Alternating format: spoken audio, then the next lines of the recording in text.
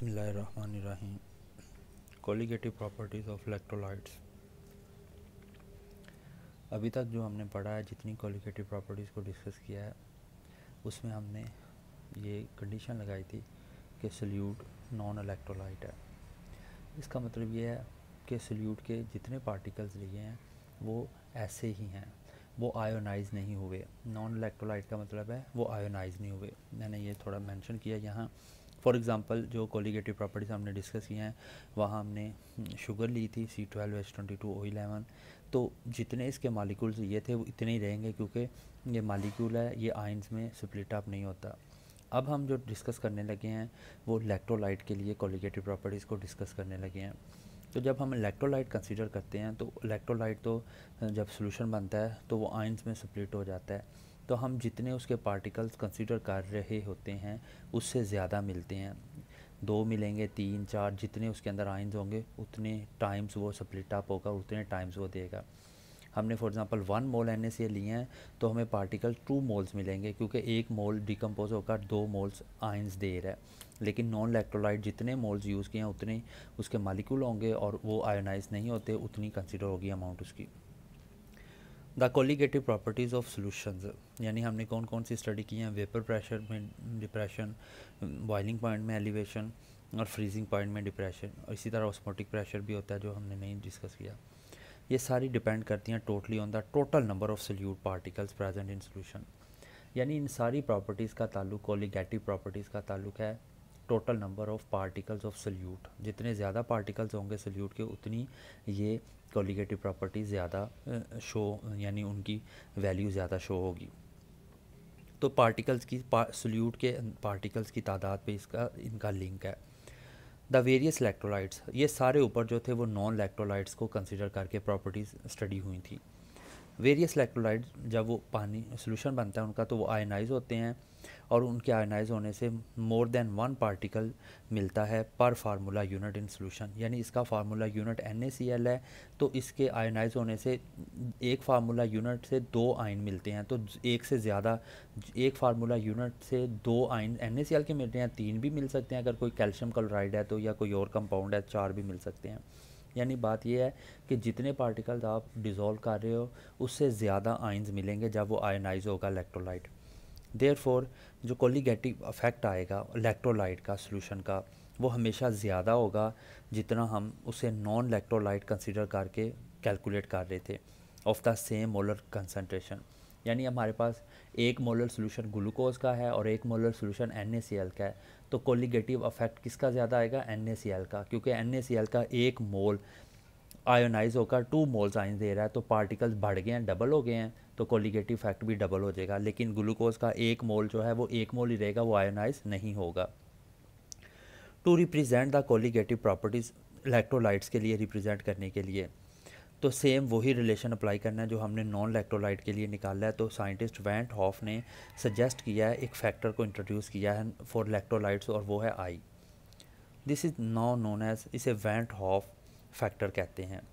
और इसकी डेफिनेशन क्या है? The ratio of the colligative effect, जो कोलिगेटिव इफेक्ट आया है इलेक्ट्रोलाइट की वजह से सोल्यूशन में, टू द करस्पॉन्डिंग, अब उतना ही कोलिगेटिव इफेक्ट अगर आता अगर वो नॉन इलेक्ट्रोलाइट होता वो सल्यूट, तो दोनों के दरमियान जो रेशो आएगी उसे आई से रिप्रेजेंट किया, और आई की वैल्यू हमेशा 1 से ज़्यादा होगी, क्योंकि इलेक्ट्रोलाइट से ज़्यादा आएगा कोलिगेटिव इफेक्ट, और अगर उसी को नॉन इलेक्ट्रोलाइट कंसीडर करेंगे तो पार्टिकल्स कम होंगे तो कोलिगेटिव इफेक्ट कम आएगा। फॉर एग्जांपल फ्रीजिंग पॉइंट में जो इंक्रीज़ है, अगर सोल्यूशन इलेक्ट्रोलाइट है आयंस में टूटा, तो इंक्रीज़ फ्रीजिंग पॉइंट में जो डिप्रेशन है वो ज़्यादा होगी। जब हम ये सपोज करेंगे कि वो इलेक्ट्रोलाइट नहीं था, वो नॉन इलेक्ट्रोलाइट था, वो आयनाइज नहीं हुआ, तो वो डेल्टा F नॉट होगी, वो कम होगी, क्योंकि उसमें पार्टिकल्स हमने उतने कंसीडर किए हैं जितने डिज़ोल्व किए हैं। लेकिन इलेक्ट्रोलाइट में वो डिसोसिएट होकर आयोनाइज होकर पार्टिकल ज़्यादा हो जाते हैं। तो ये depression in freezing point due to electrolyte है, और उसी को नॉन इलेक्ट्रोलाइट कंसीडर करके ये है, तो इसे आई फैक्टर, वैंट हॉफ फैक्टर कहते हैं। Delta TF is the freezing point depression for the electrolyte, जो मेजर कर रहे हैं हम एक्सपेरिमेंट से, जो हमें वैल्यू आती है। और डेल्टा F नॉट हम करस्पॉन्डिंग वैल्यू निकालते हैं, ये कैलकुलेट करते हैं अगर उस सल्यूट को नॉन इलेक्ट्रोलाइट कंसीडर करें उतनी कंसनट्रेशन का।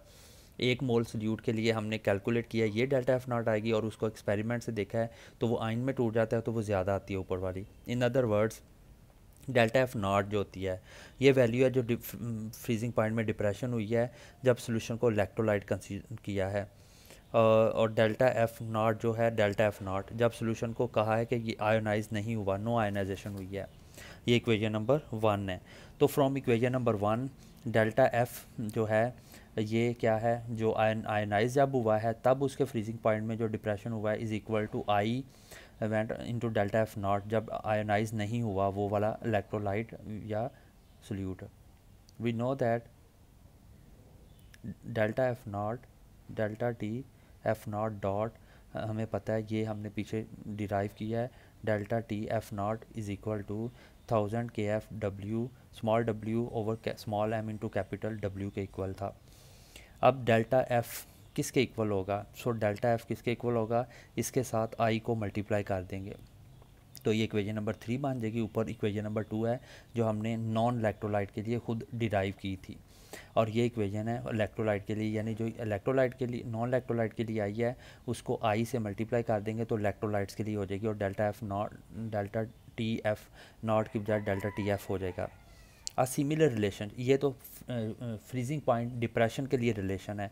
बॉइलिंग पॉइंट एलिवेशन या vapour pressure, lowering of vapour pressure के लिए यही होगा। तो बॉइलिंग पॉइंट एलिवेशन के लिए हम शो करेंगे डेल्टा टी बी, ये वैल्यू जो एक्सपेरिमेंट से आएगी, आई जो हम कैलकुलेट कर रहे हैं उसे आई को मल्टीप्लाई कर देंगे जो हम थ्योरेटिकली कैलकुलेट कर रहे हैं, डेल्टा एफ नॉट डेल्टा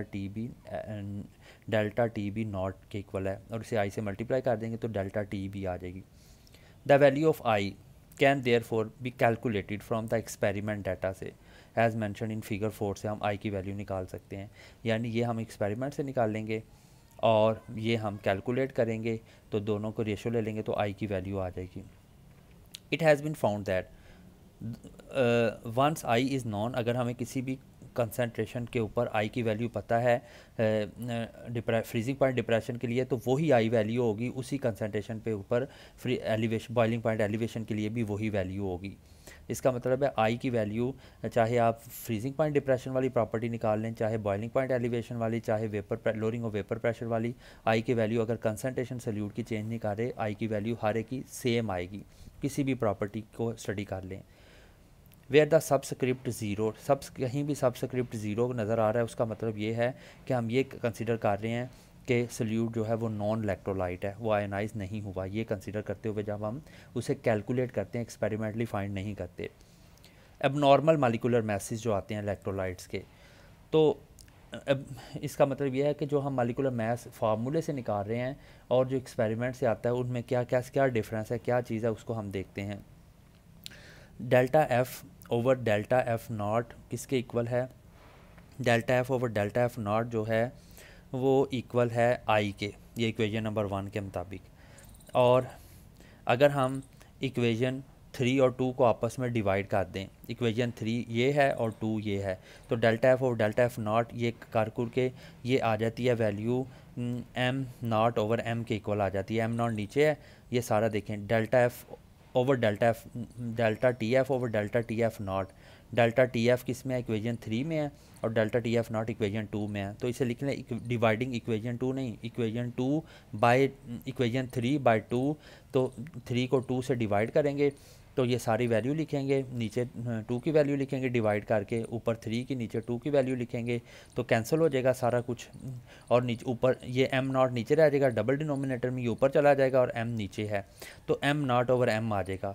और delta T F over delta T F not जो है एम नॉट ओवर एम के इक्वल आ जाएगा, और इक्वेशन नंबर 1 के मुताबिक ये आई के इक्वल है, आई के इक्वल है। इसका मतलब है एम जो है एम, ये कैसे फाइंड करेंगे? एम को हम इक्वालिटी की दूसरी साइड पे ले लेंगे, तो एम फाइंड करना है तो एम नॉट ये देखें, ये हम M naught I over M आया है, एम नॉट आई भी एम नॉट के साथ आई भी है, ये देखें एम नॉट ऊपर चला गया, आई ऑलरेडी है तो एम नॉट आई आ जाएगा साथ, इक्वालिटी में नहीं आ रहा, M naught I over M आ जाएगा, M naught I over M इसके इक्वल है। तो हमने क्या फाइंड करना है? हमने फाइंड करना है एम को दूसरी साइड ले जाएंगे तो M naught over I, M naught into I हो जाएगा।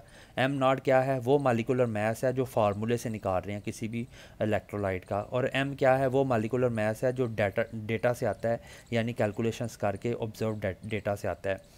हमें पता है आई की वैल्यू, हमने इधर कहा था आई की वैल्यू हमेशा 1 से ज़्यादा होती है, इज़ ऑलवेज ग्रेटर दैन 1। इसका मतलब ये हुआ कि जो एक्सपेरिमेंट से एम आया है, एक्सपेरिमेंटल मालिकुलर मैस जो होता है experimental molecular will always be, ये हमेशा एम नॉट जो है एम आई बड़ी वैल्यू है, ये और ये इक्वल होना है, ये दोनों इक्वल होने हैं, तो ये 1 से कम होगा तो फिर इससे मल्टीप्लाई होकर इसके इक्वल आएगा। Less than the theoretical value, ये थ्रेटिकल वैल्यू और ये एक्सपेरिमेंट है तो वो लेस दैन आएगी, उससे थ्रेटिकल वैल्यू से कम आएगी जो फार्मूले से निकाली है।